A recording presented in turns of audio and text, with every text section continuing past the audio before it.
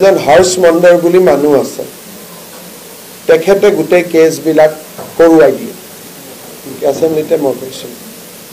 তেওঁ বহুত এনআৰসি খনো গোটেই এনআৰসি খন ধ্বংস কৰাৰ ক্ষেত্ৰত তেওঁৰ ৰোলটো আটাইতকৈ ডাঙৰ আৰু তেওঁ কোন আছিল সোনিয়া গান্ধী যিখন নেশ্যনেল এডভাইজৰী কমিটি আছিল তাৰ তেওঁ মেম্বাৰ আছিল আৰু আপোনালোকে কেইটামান লৰা দেখিব কংগ্ৰেছত নাম কেইটা কলে আৰু ৰাতিৰ ভিতৰতে ডাঙৰ মানুহ হৈ যাব গতিকে তেতিয়া টিকটো পাই যাব মই নকওঁ আৰু কেইজনমান কংগ্ৰেছত উকিল আছে আমেৰিকাত সিহঁতক পঢ়ুৱাই লৈ আহিছে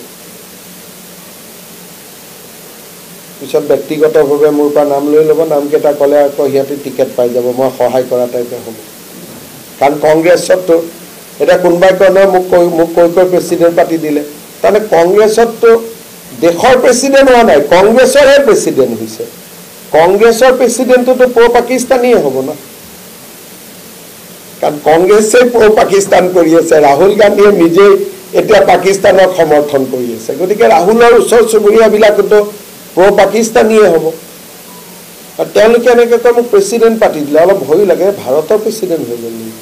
পিছত গম পালোঁ নহয় কংগ্ৰেছৰহে প্ৰেচিডেণ্ট হৈছে কংগ্ৰেছৰ প্ৰেচিডেণ্ট প্ৰ পাকিস্তানী হোৱাটোতো এটা স্বাভাৱিক ঘটনা এইটোতো কোনো নিউজে নহয় কাৰণ য'ত নৰেন্দ্ৰ চাৰেন্দ্ৰ ক'ব পাৰে এইটো সাধাৰণ কথা গতিকে মই নামটো ক'ব খোজা নাই আপোনালোকে অলপ ইনকুৱাৰী কৰিব দুই এজন উকিল ঘূৰি ফুৰে তেওঁলোকক কেনেকৈ এনআৰচিখন বেয়া কৰিব লাগে বাহিৰা কাণ্ট্ৰিত ট্ৰেইনিং কৰোৱাই লৈ আহিছে ল ডিগ্ৰী নামত